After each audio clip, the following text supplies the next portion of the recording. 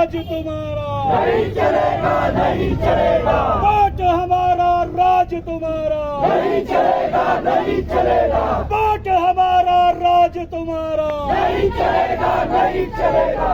जो संविधान की बात करेगा वो देश में राज करेगा। जो संविधान की बात करेगा वो देश में राज करेगा। अभी हमारे भाई साहब नाराज हो रहे थे। मुख्यमंत्री और उप मुख्यमंत्री बैठे हुए हैं। नहीं 2 मिनट ये ऐसा है सर, सत्ता हमेशा एक जैसी नहीं जी, 2 मिनट। और ये आने वाले टाइम में जो है ना, ये लोग जो है ना, इनको हल्के से मत आंकना साहब, बहुत दुख होता है। परेरी हमारे को बिठाए रखा, सुनो हमारे को मेरी रिप्रेजेंटेटिव आए हुए थे, परेरी हमारे को बिठाए रखा, यहाँ पे भी हमारे को बिठाए रखा। फिर बोला एक नंबर गेट पे चलो, अलग से टाइम लेंगे। आप ऐसे बोलने से कुछ नहीं होगा। सर फायदा क्या हुआ जब का इनको हमारे को बोला कहाँ दिया गया? इन्होंने देखो कई बार गलत स्टेटमेंट नहीं दी। किसने दिया आपको? ये सुनो बात मैं वहाँ पे किसी को शक्ति आया भी आपको कैसे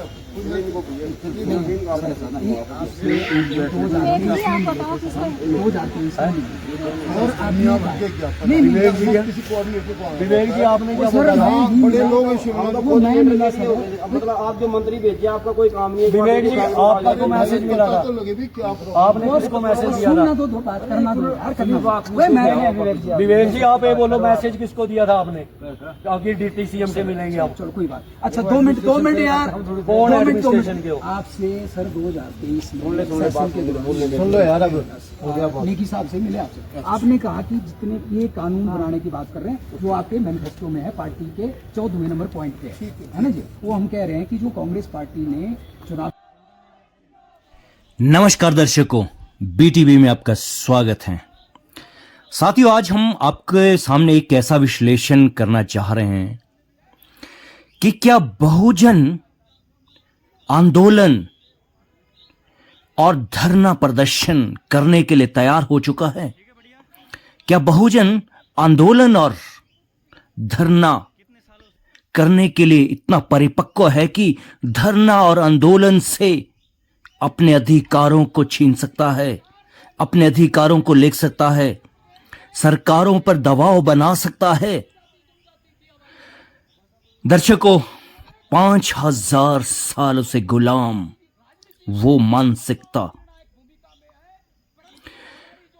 और दूसरी एक बात और है, जब देश आजाद हुआ तो बहुजनों के लिए क्या दिया गया? जब देश आजाद हुआ, अगर बाबा साहब ने शिक्षा में रिजर्वेशन नहीं दी होती, और जहां तक जमीनों के बंटवारे की बात है, भूमि के बंटवारे की बात है, तो हजारों नहीं लाखों लोग बहुजन जो बेघर हैं, 2 गज जमीन नहीं है उन लोगों के पास। और एक नारा लगता है, बार बार वो नारा लगता है। जब मैंने इसकी रिसर्च की कि वो नारा क्यों लगाते हैं लोग, जो जमीन सरकारी वो जमीन हमारी, तो इसके पीछे ये रिसर्च है कि उनके पास जमीन ही नहीं है। जब एलोकेशन हुआ जमीन का 1950 के बाद, तो उन्हें कोई जमीन नहीं दी गई, और जिन लोगों को कुछ प्रॉपर्टी मिली भी है उनके पास काफी नहीं है। और जो लोग रिजर्वेशन के बाद नौकरी में लगे, जिनको पैसा मिला, उन लोगों ने भी उन लोगों को ऊपर नहीं लाया जिसके लिए बाबा साहब ने उन्हें रिजर्वेशन दी थी। अब वो लोग बहुत पीछे रह गए हैं। आज लड़ाई लड़नी पड़ रही है किसके लिए? अपने बजट के लिए, अपने हिस्से के लिए। ये इस प्रदेश की बात नहीं है, ये पूरे देश के और प्रदेशों की बात भी है। राजस्थान है और आपका झारखंड है, बिहार है, वहां पर तो दलितों की स्थिति, बहुजनों की स्थिति बहुत ज्यादा खराब है। दर्शकों, मैं इसी टैगलाइन को इसीलिए कह रहा था कि क्या इस देश के अंदर बहुजन आंदोलन कर सकता है? क्या बहुजन बड़े धरने कर सकता है? क्या बहुजनों के अंदर एक ऐसी स्ट्रेंथ आ गई है। क्या बहुजन के संगठन जो बिखरे पड़े हैं, जो जगह जगह पर संगठन बड़े हैं, षड्यंत्र के तौर पर जो संगठन बने हैं, आज क्या वो एक मंच पर आ गए हैं? जो बहुजन जातियों में बंटे हैं, हजारों जातियों में देश में बहुजन बांटा गया है, क्या वो बहुजन एक हो गया है?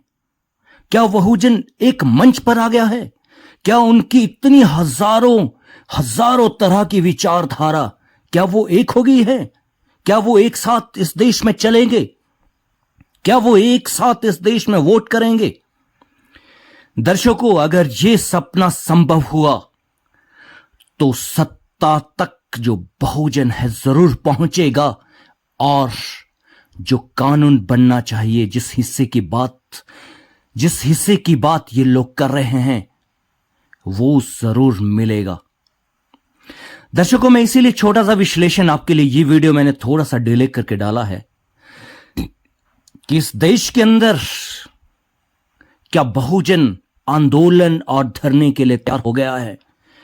क्या वो एक दूसरे के साथ मिल गया है? क्या उनका विलय एक दूसरे के साथ हो गया है? क्या एक विचारधारा इस देश में पैदा हो गई है?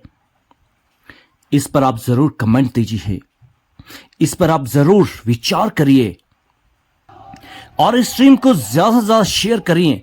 इस तरह के वाक्य, इस तरह की जो टैगलाइन है, इस तरह का विचार है, वो हमारे समाज में फैलना चाहिए। सब प्लान का जो जलूस शिमला में निकल रहा है, उसका एक लाइव हम आपको दिखाना चाहते हैं। हिमाचल प्रदेश की पुलिस जो है, ये देखिए आप पूरा मंजर, ये बाबा साहब के जो स्टैचू है वहां पर एकत्र हुए लोग, और विधानसभा यहाँ से लगभग 5 मिनट की दूरी पर विधानसभा है, और जो हिमाचल की पुलिस है वो यहीं पर रोक रही है।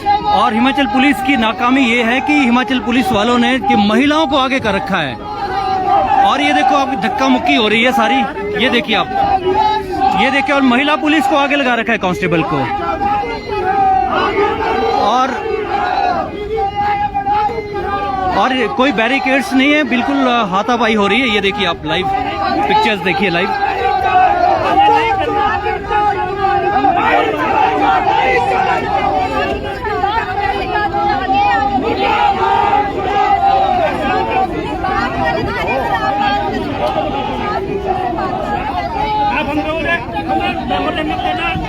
झंडे जी आपको क्यों रोक रही है पुलिस? क्यों रोक रही है पुलिस आपको?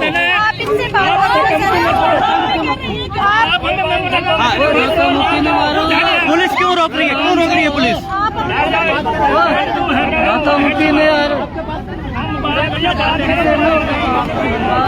हमको ऐसी रवि साहब थोड़ा बाइट बोलो, क्यों रोक रही है हिमाचल पुलिस आपको?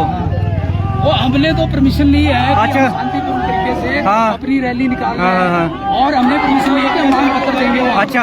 और डिप्टी सीएम है, आज डिप्टी सीएम साहब से बात हुई है हाँ। कि वो आएंगे और हमारा मांग पत्र देंगे। मतलब एक शांतिपूर्ण, यही रोक दिया, ये तो बड़ी चिंता की बात है। हाँ, चलिए, पुलिस प्रशासन क्यों रोकना चाह रही है? पूरी शांतिपूर्ण प्रशासन को, अच्छा, यहाँ की परमिशन मिली, आगे की परमिशन नहीं है, अच्छा, इसी वजह से ये जो है यहाँ रोकना पड़ रहा है आप लोगों को। Thank you. ये दो बरस क्या करके आएंगे? अपने मुख्यमंत्री से मिलना, अपने मुख्यमंत्री से मिलना। 2-4 आदमी 5-6 चले जाएंगे, कितने? और जाने हम कोई गुड़दंग करने नहीं आए। अपने मुख्यमंत्री से मिलेंगे। 5 लोग हैं यहाँ पे, 5 लोग। 2-4 आदमी जा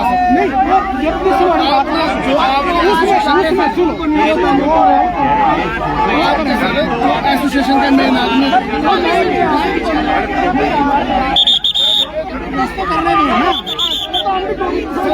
शिमला में आए, हम भी शिमला में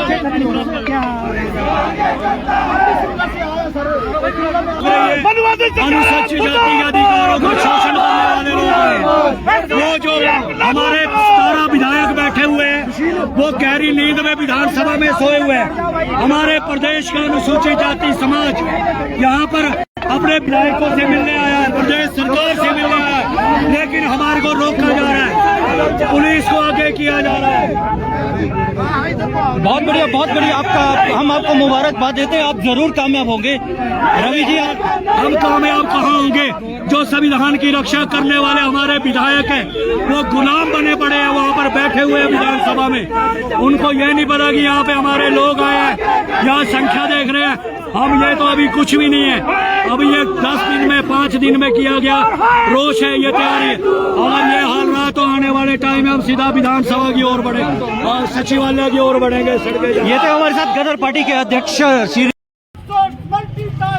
वन मित्र, कोई पंचायत मित्र, अब पशु मित्र आ गए, कल को कुत्ता मित्र भी आ रहा है। ये नौकरी तुम दे रहे हो, इसलिए जो आरक्षण है, हमने यहाँ मुख्यमंत्री ने बैठ के बात की हमारे साथ 14 होगा। एक्ट विरोध क्यों है साथियों?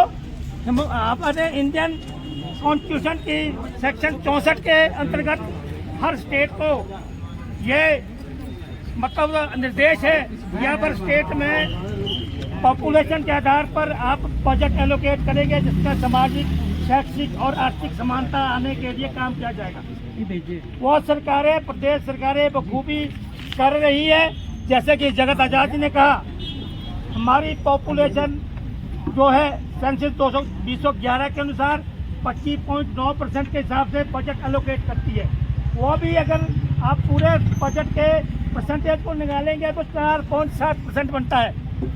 25% नहीं बनता, उस 4.7% को भी किस तरीके से यूटिलाइज किया जाता है, इस बात को आपके समक्ष रखना चाहता हूँ। वो बजट हमारे लिए है, हमारी सामाजिक समानता, शैक्षणिक क्षमता और हमारी आर्थिक क्षमता बढ़नी चाहिए।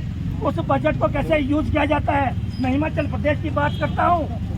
अभी हमने एक विरोध किया, आपने SC, ST, SC कंपोनेंट का पैसा बस स्टैंड के निर्माण में क्यों लगाया? वो तो सामान्य बजट लगना चाहिए, हमारा पैसे की चोरी क्यों कर रहे हो? वो हमारे वहाँ पर तो सामान्य बजट का पैसा लगना चाहिए।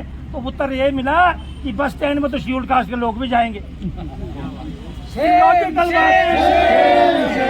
और कितनी सड़कें, मैं हिमाचल की बात करूं, जितनी सड़कें मंदिरों तक जाती है वो शेड्यूल कास्ट कंपोनेंट के पैसे से जाती है। अच्छा, वो शेड्यूल कास्ट के गांव में जाने की स्थिति आती है तो वहाँ पर बड़े बड़े जो धर्माचार्य है वो आगे उसमें अपनी जमीन न देकर वहाँ पर अड़ंगा अफसा के शेड्यूल कास्ट कंपोनेंट के पैसे से अपने गांव तक सड़कें ले जाना। जब अनुसूचित जाति के गांव तक जानी है सड़कें, वहाँ पर जो है लैंड के मतलब जो है विरोध करना। ये चीजें मैं इसलिए बता रहा हूँ कि ये समस्या है।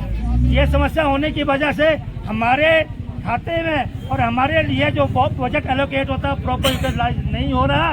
यदि क्या उसका निष्कर्ष, क्योंकि अगर पहले उसका उसका निष्कर्ष अभी तक तो कुछ नहीं निकला है, आश्वासन ही दिए जा रहे हैं। आश्वासन पर कब तक टिके रहोगे? हाँ, तो इसी के मद्देनजर रखते हुए हमने इसमें नेशनल लीडर्स को भी, हमारे के राजीव साहब हैं जो SC, ST माइनॉरिटीज़ और OBC के जो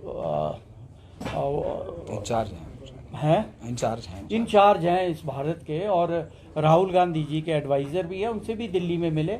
राजेंद्र पाल गौतम जी जो हमारे SC सेल के जो है कांग्रेस के नेशनल प्रेसिडेंट हैं, उनसे भी हम 8 तारीख को मिले हैं और उन्होंने भी आश्वासन दिया है और आए, उन्होंने कहा कि हम सितंबर में आएंगे। हाँ, तो इसी को देखते हुए हमने जो है ये 28 तारीख को अभी एक रैली की शिमला में। रैली आपने की, रैली के बारे में पूछना चाहूंगा। हाँ जी, तो काफी संगठन जी, से आपकी बात की जाए जी, आज आप मात्र यहाँ पे 2 दिख रहे हैं। नहीं तो अब बाकी चले गए ना। नहीं, यहाँ पर काफी है, जैसे BSP उसमें शामिल था आपके। नहीं, बहुत ही सारे संगठन थे। मैं उसको मैं क्लैरिफाई करना चाहूंगा।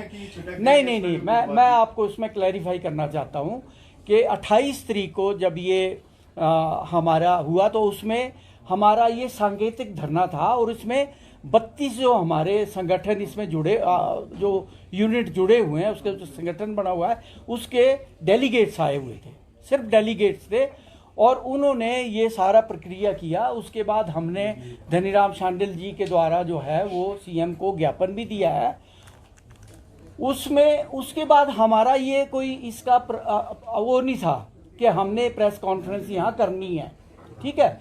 लेकिन जब धनीराम शांडिल जी का शाम को 28 को फ़ोन आया उनके OSD का कि भाई आप 29 को मीटिंग में आ जाइए, मीटिंग ले लेते हैं आपके, है ना।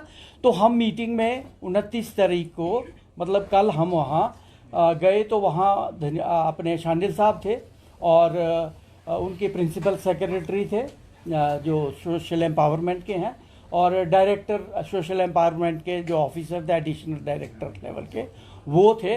और वहाँ यही डिसाइड हुआ कि इसके ऊपर हम एक प्रेजेंटेशन बनाएंगे और इसके ऊपर इसको ढंग से इसकी स्क्रूटिनी करके और इसको एक्ट बनाने की हम दिशा में हम आगे कदम बढ़ाएंगे। इसमें उन्होंने भी शांडिल साहब ने भी कहा कि इसमें बाकी हो रहा है। नहीं, अब इसमें ऐसा है कि फिर आप जो बात कर रहे थे ना कि वो बाकी कहाँ है, तो हमारा ये मकसद नहीं था करने का। इसमें कोई एक दर्शकों, कोलिशन जो है हिमाचल प्रदेश में SC/ST विकास निधि पर जो काम कर रहा है, उन्होंने पूरे संगठनों को एक साथ शिमला में लाया और जो इस पर पूरे देश के अंदर जो SC/ST विकास निधि है, जो प्रावधान है हमें उसको, उसके आने से किस तरह का परिवर्तन होगा, ये सब ब्रीफ किया। दर्शकों, आप जरूर BTV को देखें और BTV पर जरूर कमेंट दीजिए कि आगे आने वाले दिनों में किस तरह से देश के अंदर बहुत सारी चीजें डेवलप होने वाली हैं। आपने BTV को देखा, आपका बहुत बहुत धन्यवाद। नमस्कार, जय।